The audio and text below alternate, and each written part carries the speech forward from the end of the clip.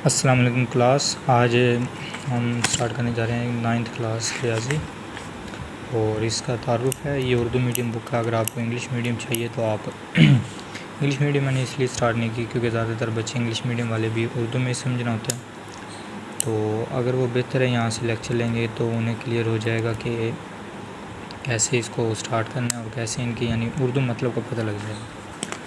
पहली जो चीज़ है इसके अंदर वो है तारुफ यानी इंट्रोडक्शन। कालब और उसके मकते जैसे सवारात के लिए उलूम मसलन रियाजियात, शुमारियात, फ़िज़िक्स और इलेक्ट्रॉनिक्स वगैरह के मुताले में ममदू और मावन साबित होते हैं। कालबों के इस्तेमाल ने कंप्यूटर साइंस की इस सदी में इनकलाबी किरदार अदा किया और मज़ीद कर रहा है। तो MCQs के लिए बेहतर है कि कालब का तस्वर इंग्लिस्तान के 19वीं सदी के मशहूर रियाजी दान आर्थर केले ने पेश किया। ये MCQs के लिए याद रखें और ये इसका सन भी याद कर लें तो बेहतर है, और ये 19वीं सदी के मशहूर ये भी याद कर लें। उसके बाद आ जाता है कालब। कालब की डेफिनेशन। कालब की डेफिनेशन ये है हकीकी अदाद की मदद से एक मुस्ततिल बनावट मुस्ततिल मुराद जिसके दो आमने सामने के बराबर हों। मुरब्बई क्या होती है? मुरब्बई होती है जिसके आमने सामने और दूसरे भी यानी चारों के चारों जो उनसे हिस्से हों वो बराबर हों। आमने सामने के जो उनसे वो दिए जाते हैं लाइनें या चीज़ें वो बराबर हों और वो मुस्ततिली होती है। ठीक है, मुस्ततिली बनावट मसलन 0 1 2 3 4 और 7 नंबरों की बनावट से। ये एक एग्जांपल है 0 3 1 2 3 4। इसलिए ज़रूरी नहीं है कि आप यही नंबर्स लिखें और इसके एग्जांपल यही दें। आप अपनी तरफ से कोई कालब बना सकते हैं। जब आप प्रैक्टिस करेंगे फर्दर इसकी तो आपको इजी होगा।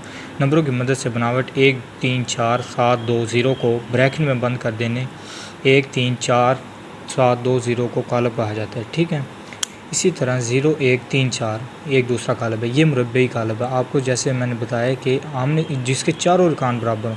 ये मुस्ततिली क्या होता है? जिसके आमने सामने के बराबर हो।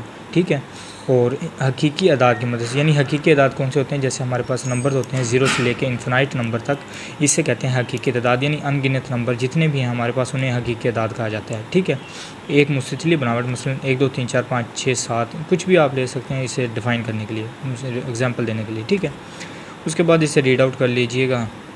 उसके बाद जाता है जो सी चीज़ आ जाती है वो कालब की कतारें और कालम। ठीक है, कालब की बनावट या साख्त को मज़ीद शनाख्त करने की खातिर इसके अरकान की उफ़क़ी और इसी उम्मीदी तरतीब को समझना भी ज़रूरी। चलो मैं इसकी एग्जांपल दे देता हूँ आपको कैसे हम कालब को बना सकते हैं। लेट मेरे पास कोई भी नंबर है A है जिसके अरकान हैं 1 3 4 6 7 8। ठीक है, इसे मैं ब्रैकेट में बंद कर देता हूँ। तो ये क्या बन गया? एक कालब बन गया। इसके अरकान क्या? 1 3 4 6 7 8। ये सारे के सारे आपको नज़र आ रहे हैं कि ये रियल नंबर्स हैं। इनमें से कोई भी नंबर ऐसा नहीं है जो रियल नंबर ना हो, हकीकी अदाद ना हो। ठीक है, तो उसके बाद इसकी एग्जांपल ये भी हो सकती है। ये सिर्फ डिनोट किया जाता है, कोई भी नंबर हो। सो यहाँ आप यूज़ कर सकते हैं B यूज़ कर सकते हैं, C यूज़ कर सकते हैं। हाँ, शर्त यह है कि अगर आपको पेपर में क्वेश्चन है उस वक्त आप जो पेपर में मेंशन किया गया है डिनोटेड के लिए वही यूज़ करेंगे। ठीक है, दूसरी चीज़ इसमें आ जाती है कि कतारें और कॉलम यानी रोज़ और कॉलम का कैसे पता लगाएं। ठीक है, तो रो क्या होती है? यानी कोई भी हमें कॉलम दिया गया है A जिसके अंदर अरकान है 1 2 3 4 5 6। ठीक है, इसकी जौन सी ये बाएं से दाएं तरफ जौन सी चीज़ें होंगी इसे हम कहते हैं रो, इसको कह देंगे R1। फिर ये जौन सी होगी इसे कह देंगे R2।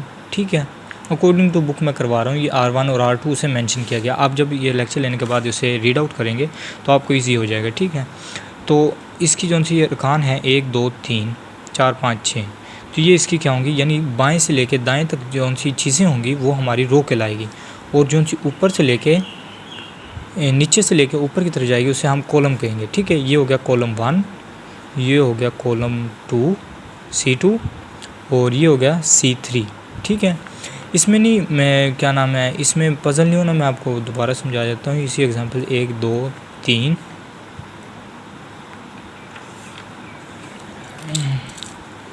उसके बाद 4 5 6। ठीक है, तो कॉलम क्या होता है? ये नीचे से लेके ऊपर तक जो सी हम लाइन खींचें इसे कहेंगे कॉलम 1, इसे कहेंगे कॉलम 2 C2, इसे कहेंगे कॉलम 3 C3, ठीक है। यानी ये यहाँ से स्टार्ट कर लें, या तो कॉलम 1 2 और ये 3, ठीक है। मिस्टेक हो गई थी, तो आप इधर से स्टार्ट करेंगे इसे, कॉलम 1 2 3, और रो होती है दाएं बाएं से दाएं, यानी ये होता है नीचे से ऊपर की तरफ, ठीक हो गया।